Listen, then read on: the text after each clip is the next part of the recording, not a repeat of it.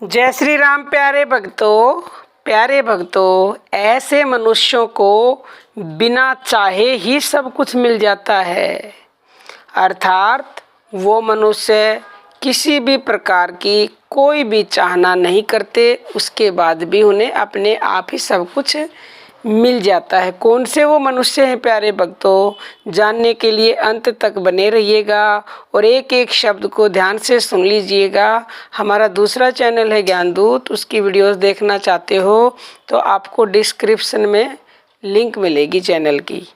प्यारे भक्तों, भगवान से जो मनुष्य सच्चा प्रेम करता है, सच्चा प्रेम मतलब सिर्फ उसका प्रेम पाने के लिए ही उससे प्रेम करता है। जैसे आप संसार के उदाहरण से समझ सकते हो, आप किसी मनुष्य से, अपने किसी रिश्तेदार से, किसी दोस्त से बगैर किसी लालच के उससे प्रेम करते हो, क्योंकि आजकल दुनिया में स्वार्थ बहुत ज़्यादा बढ़ा हुआ है प्यारे भक्तों।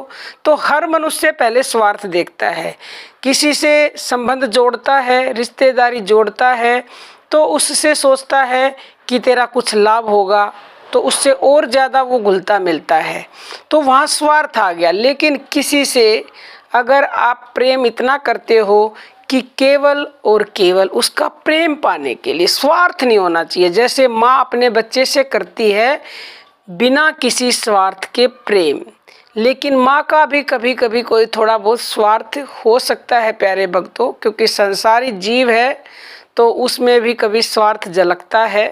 लेकिन अगर कोई इंसान केवल और केवल भगवान से, भगवान का प्रेम पाने के लिए प्रेम करता है, तो प्यारे भक्तों उसके समान संसार में कोई मनुष्य नहीं है और उसी को विशुद्ध और सच्चा प्रेमी बोला जाता है। प्यारे भक्तों, इसी प्रेम का लक्ष्य रखकर जो स्वार्थ रहित परमेश्वर से प्रेम करता है, ऐसे मनुष्यों को तो मुक्ति भी बिना चाहे ही मिल जाती है। मुक्ति भी ऐसे मनुष्यों के चरणों में लौटती है। फिर छोटी मोटी बातें तो कोई माने ही नहीं रखती प्यारे भक्तों, मुक्ति भी चरणों में लौटती है। उसे तो और सब बिन मांगे मिलेगा, क्योंकि उसे देंगे भगवान। क्योंकि भगवान को प्रेम का भिखारी कहा गया है प्यारे भक्तों, तो उस प्रेम के भिखारी को जब अथाह प्यार मिलेगा ना, तो वो अपनी सारी दौलत तुम पे लुटा देगा बिन मांगे ही। इसमें तो कहने की बात नहीं है। लेकिन प्यार आप करके देखो प्यारे भक्तों, जब आपको पता चलेगा कि आपको क्या मिलेगा। इस प्रेम की कामना निर्मल पवित्र कामना होती है। इस उद्देश्य से किए जाने वाले कर्म सकाम नहीं होते, मतलब उनकी कोई कामना ही नहीं होती, क्योंकि ईश्वर में प्रेम होना किसी भी कर्म का फल नहीं है, यह तो कर्मों के त्याग का फल है प्यारे भक्तों। निष्काम कर्मी कर्मों के फल का त्याग करता है, पर वह त्याग के फल का त्याग नहीं करता। जिस प्रकार भरत और हनुमान आदि ने ईश्वर में प्रेम होने की याचना की, यानी प्रेम मांगा भगवान से, अवश्य ही यह याचना थी, पर कर्मों के फल की याचना नहीं थी।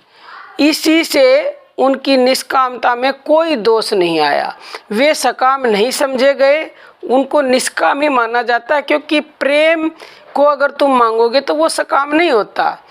सकाम कर्मों का फल तो धन मांगना, दौलत मांगना, पुत्र मांगना, स्वर्ग आदि की प्राप्ति है, जो कि संसार में फंसाने वाले हैं। ईश्वर प्रेम या प्रेम प्राप्ति संसार से उद्धार करने वाले हैं, कल्याण करने वाले हैं प्यारे भक्तों। तो प्रेमी भक्तों, आप सबसे हमारा विनम्र अनुरोध है कि आप भी कोशिश करें भगवान से विशुद्ध प्रेम करने की, केवल और केवल प्रेम पाने के लिए प्रभु का। तो फिर आपके लिए इस दुनिया का कोई भी कार्य संभव नहीं होगा। प्यार के बदले वो प्यार देंगे, निसंदेह देंगे, और उनकी तरफ आप एक कदम बढ़ाओगे वो 10 कदम बढ़ाएंगे। आप उनको एक अंश प्यार दोगे, वो आपको अनंत गुना प्यार देगा प्यारे भक्तों। तो अब हम अपनी वाणी को विराम देते हैं। जय श्री राम प्यारे भक्तों।